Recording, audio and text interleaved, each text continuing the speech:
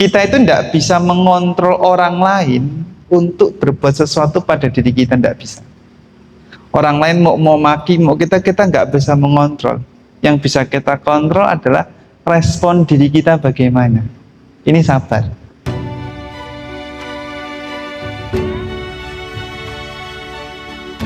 Terima kasih sekali dan Namo Buddhaya. Namo Buddhaya. Malam hari ini Bante akan ngobrol sharing. Ada 3 perkara yang harus kita miliki sebagai seorang manusia dalam hidup. Kalau dalam falsafah Jawa itu 3 perkara. Kenapa? Karena kalau tidak ada hal ini, kita sebagai penjelajah spiritual itu akan mudah menderita, akan mudah sumpek. Apa sih yang harus kita teladani sebagai seorang penjelajah spiritual? Kenapa Bante sebut penjelajah spiritual? Karena kita itu suka mencelok sana mencelok sini. Ikut guru A ya latihan guru A, ikut guru B ya latihan guru B, ikut guru C ya latihan guru C. A, B, C kita bukan mencari mana benar mana salah, tapi kita sedang memperdalam batin kita, memperdalam ilmu kita.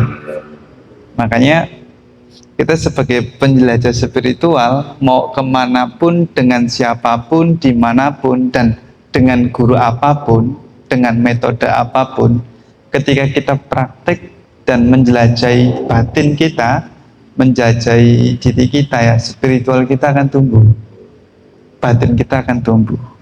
Jadi kita sebagai seorang penjelajah spiritual ini, terutama dalam hal meditasi ya teman-teman semuanya, ini harus mempunyai 3 karakter untuk menuntaskannya.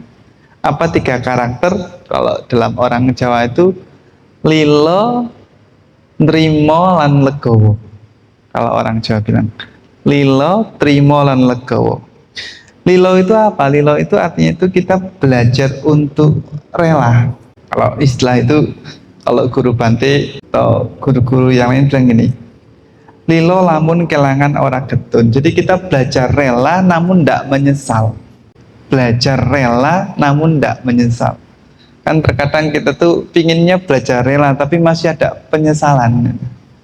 Siapapun itu. Makanya kita sebagai penjelajah spiritual itu, kita belajar untuk tidak kecewa ketika kehilangan sesuatu. Makanya kita rela.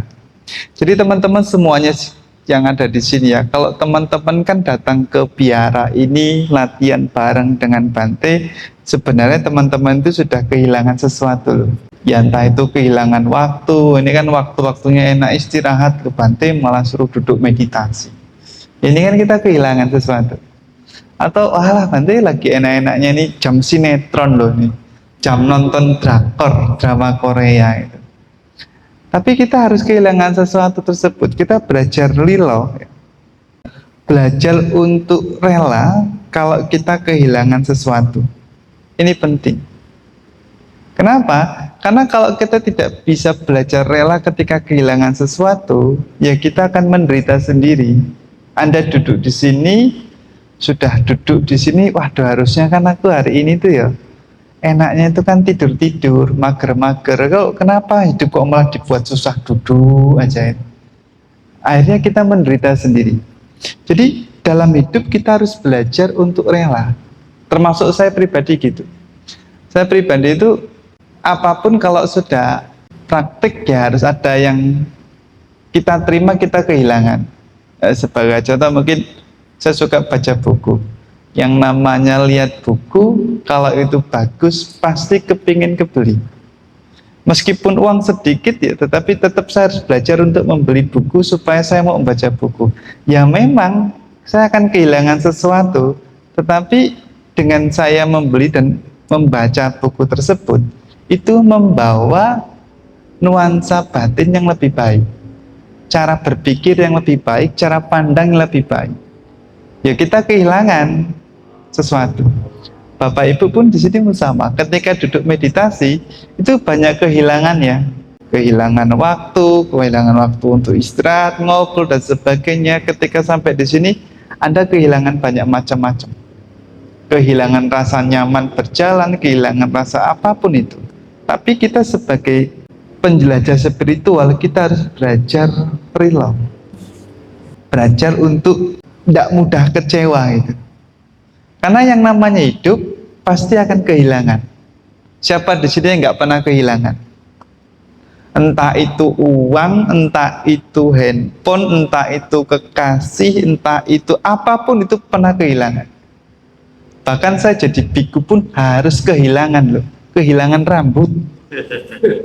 Loh ya, saya harus lilo rambut saya itu, harus rela rambut saya itu dipotong. Karena saya seorang biku, harus rela saya itu ya semua harus dipotong, kuku apa semua harus dibersihkan, dipotong. Bahkan mungkin Anda bekerja, membuka usaha, harus kehilangan sesuatu. Yang namanya hidup, kita pasti akan kehilangan. Karena itu kita belajar untuk rela ketika kehilangan. Kalau kita bisa melihat dari sini, meskipun itu sifatnya kayaknya negatif, jadinya positif. Anda datang ke wihara, sendalnya ada hilang. Ya kudu rela. Mungkin ada yang lebih membutuhkan daripada saya. Sudah beres itu.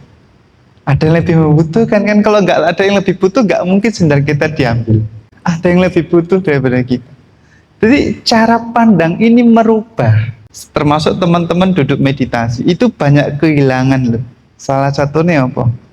Lagi duduk-duduk nyaman, tiba-tiba kesemutan. Mengamati kesemutannya, mencoba untuk mengatasinya. Sudah nyaman. Ketika sudah nyaman, tiba-tiba teng, waduh. Itu kan memposisikan diri untuk nyaman aja susah. Ketika sudah nyaman kok sudah selesai. Ya harus kudu rela, lilo. Ini penting. Lalu yang kedua itu trimo. Trimo itu menerima. Kalau istilah dalam falsafah Jawa itu trimo lamun ketaman seserik taman dumadi. Jadi dalam hidup kita itu belajar untuk sabar. Sabar dalam hal menerima apapun yang terjadi pada diri kita. Ini sabar. Jadi ada yang bilang, Bante, kesabaranku setipis tisu. Loh iya, orang kamu nggak bisa menerima apapun kondisi diri kita. Waduh, sakit sekali loh Bante. Susah sekali. Ya kamu harus belajar menerima. Ketika kita bisa menerima, di situ kita bisa sabar. Tetapi kalau kita bilang sabar ya, sabar. Kata sabar itu sesuatu yang abstrak di dalam otak kita, yang susah dipahami. Orang lagi capek-capek loh Bante, suruh sabar, ini kan dongkoli itu. Tapi harus ada kata penerimaan di sana. Makanya kita belajar menerima. Menerima segala bentuk apapun yang terjadi, bahkan perlakuan yang menyakitkan hati kita.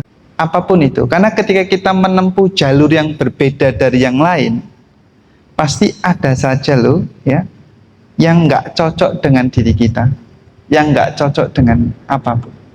Saya jadi biku, itu kan menempuh jalur yang berbeda. Ya bagi saya cocok, tetapi ketemu pasti hal-hal yang nggak cocok dengan saya. Entah itu di keluarga, entah itu di lingkungan dan sebagainya. Akan menemukan itu. Ya sudah, saya belajar menerima apapun. Bapak Ibu pun sama. Ketika Bapak Ibu ingin menempuh jalur yang berbeda hari Minggu, waduh waktunya asik-asik di rumah, harus datang ke wihara. Ya pasti nanti banyak yang nggak cocok, entah itu yang lain dan apapun. Jadi bahkan perlakuan yang buruk pada diri kita, ya kita harus belajar menerima. Ya memang ini bagian dari karma kita. Kita itu tidak bisa mengontrol orang lain untuk berbuat sesuatu pada diri kita, tidak bisa. Orang lain mau maki, mau kita nggak bisa mengontrol. Yang bisa kita kontrol adalah respon diri kita bagaimana. Ini sabar. Jadi tidak terburu-buru. Kita memahami dulu. Umpamanya saya sebagai biku itu sering dibilang gini, terutama dalam lingkungan yang berbeda, yang gitu. Aduh, badan yo bagus, itu. Apa namanya? Tidak buru-buru amat, pinter. Kok mau-maunya jadi biku? Apa untungnya jadi biku? Apa enggak kepingin kayak yang lain gitu? Apa enggak sayang masih muda kok jadi biku? Nantilah tua-tua saja baru jadi biku. Loh banyak yang berpikir begitu. Makanya kalau di Sumatera itu, kalau ada anak nakal itu malah disuruh jadi samanera. Awas kamu kok nakal tak jadiin samanera itu. Jadi seakan-akan biku samanera itu sesuatu yang buruk gitu. Itu memang menyakitkan bagi kita. Dijudge itu menyakitkan. Nggak kenal, nggak apa, kita selalu. Kan kita kadang nggak kenal, nggak apa, sudah di just, oh ini, seperti itu kan menyakitkan. Segala sesuatu menyakitkan di luar diri kita, ya kita nggak bisa mengontrolnya. Saya nggak bisa mengontrol bapak ibu harus baik dengan saya, nggak bisa. Atau dia harus nggak boleh berburuk-buruk pada saya, nggak bisa. Yang bisa saya kontrol adalah respon saya menanggapi itu. Kalau ketika orang bilang saya itu buruk, boleh saya itu buruk, tidak baik, botak dan sebagainya. Kalau saya responnya itu nggak bisa saya kontrol, saya akan menderita. Jadi semua itu dalam diri kita. Inilah kita belajar nerimo. Bahkan sesuatu yang nggak cocok. Bapak ibu mungkin di rumah sebagai pasangan, suami istri ya, pasti banyak nggak cocok-cocoknya kok. Nggak mungkin nggak. Loh Bante, kita itu kan sudah berikrar hidup semati. Ya memang seikrar hidup semati. Tetapi banyak nggak cocok-cocoknya kok. Orang kita itu semua itu nggak ada yang sama. Ya kan? Apapun dari yang sama, pasti kalau nggak ada yang sama, nggak ada yang cocok. Karena itu kita belajar untuk menerima segala sesuatu. Itu penting. Kenapa? Karena ini bagian dari karma kita. Ketika seseorang menghina kita, nggak cocok dengan kita, mencela kita, ataupun menyakiti diri kita, yaitu bagian dari karma kita yang harus kita lakoni, yang harus kita jalani. Ini penting. Ini sama seperti Anggulimala. Anggulimala itu meskipun dia seorang arahat, ketika masuk ke dalam satu tempat dan harus dipukuli masyarakat, dia berusaha menghindar, tapi tetap tidak bisa menghindar karena sudah terkepung dan pengen. Satu-satunya wis terima, memang bagian dari karmaku. Orang dia lari kemanapun tidak bisa. Atau Moggallana. Moggallana itu saktinya luar biasa. Dia itu mau dibunuh. Sudah tahu orang ini mau membunuh dia. Dia sudah bolak-balik pergi menghilang. Kadang dia menghilang tidak kelihatan, kadang dia menjelma jadi apa, terus begitu. Bahkan dikatakan bisa nembus kunci, bolak-balik. Tapi terakhir, ini sudah waktunya memang. Ya wis tak terima bagian dari karmaku, karena dulu aku pernah melakukan tindakan yang kejam. Di masa lampaunya, ternyata Moggallana pernah membunuh ibunya. Sehingga buah karma dari hal tersebut harus diterima, bahwa dia harus mati dibunuh. Ya dia dibunuh oleh orang-orang yang tidak menyukainya. Karena dimanapun kita berada, ya kita pasti banyak yang nggak cocok dengan diri kita. Apapun itu. Ini yang kedua. Lalu yang ketiga itu, ya kita belajar untuk yang namanya itu legowo, ikhlas. Kalau bahasa orang Islam tuh ikhlas gitu, legowo. Kalau kita ya nekama, belajar untuk melepas ya, nekama. Apapun yang sudah terjadi pada diri kita, ya sudah lepaskan saja. Meskipun itu menyakitkan, dan mungkin dia sudah menyakiti saya itu sakit sekali loh Bante, membuat saya hancur. Ya sudah, itu kan sudah berlalu. Jangan buat dirimu menderita dua kali dengan mengingat-ingat terus. Ya boleh kamu mengingatnya, tapi jangan sampai kamu menderita. Karena ketika kamu mengingat dan kamu menderita, yang membuat kamu menderita adalah diri kita sendiri. Yus, legowo, ikhlasin. Termasuk saya sebagai biku. Saya sebagai biku tiba-tiba ditugaskan di Papua, suruh keliling ke Papua dengan kondisi yang berbeda. Capek sekali jadi biku di Papua.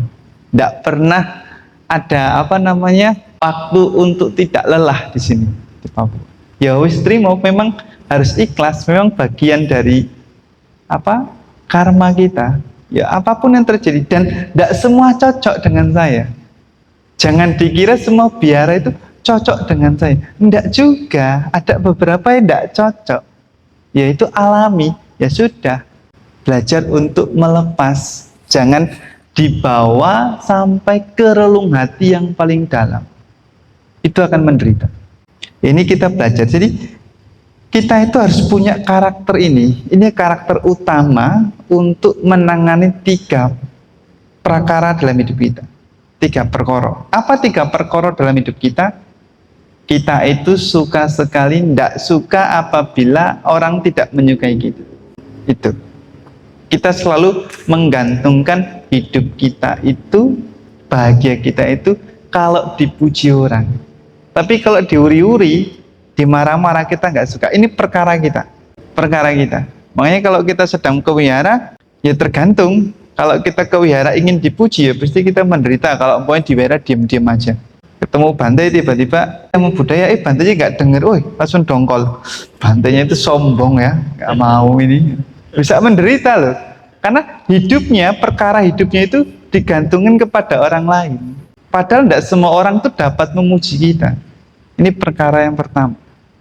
Perkara hidup kita yang kedua itu, kalau tadi yang pertama menggantungkan kebahagiaan kepada orang lain, kita itu perkara kita selalu memikul beban. Kita menjadi pemikul beban hidup sendiri.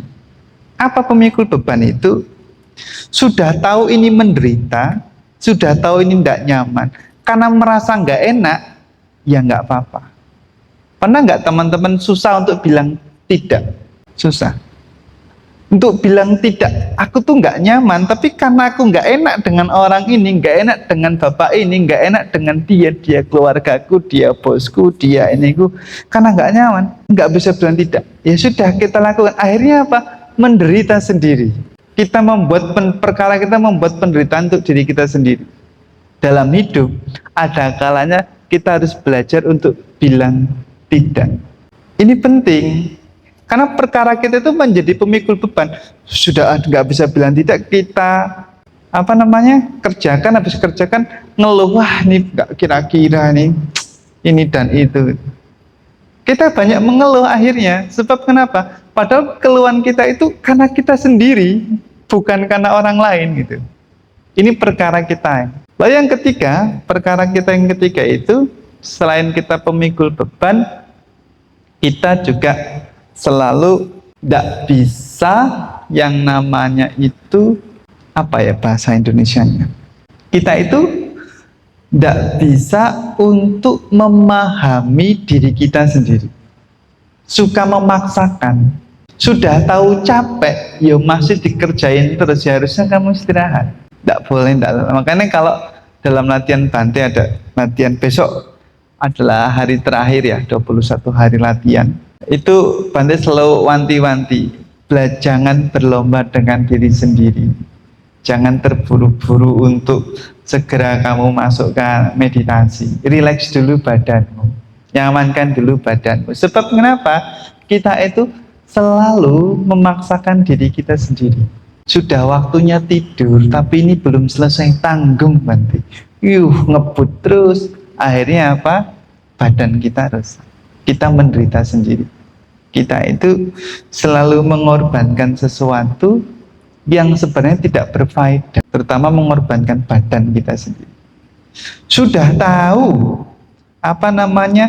minum gula-gula itu gak bagus buat badan kita, karena merasa enak kita minum terus, akibatnya ya gula darah diatur. Kita itu suka memaksakan diri kita sendiri. Sudah tahu badan ini menolak, tapi karena rasa enak kita tergiur.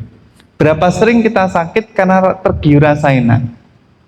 Loh, saya punya teman loh, saking tergiurnya dengan kepiting enak, makan sampai naik malam-malam putus sarafnya, meninggal. Loh, itu banyak terjadi teman sendiri. Karena tergiur rasa enak, kita lupa pada kondisi tubuh kita. Ini penting, belajar untuk memahami tubuh kita sendiri. Jangan berlomba. Ini penting. Makanya belajar rileks, nyaman, dan tenang.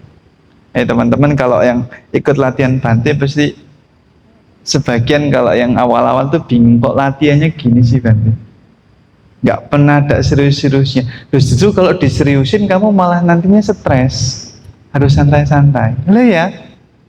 Kalau diseriusin tuh stres. Ada satu teman itu bilang, nanti meditasi itu serius sedikit, jangan sebentar.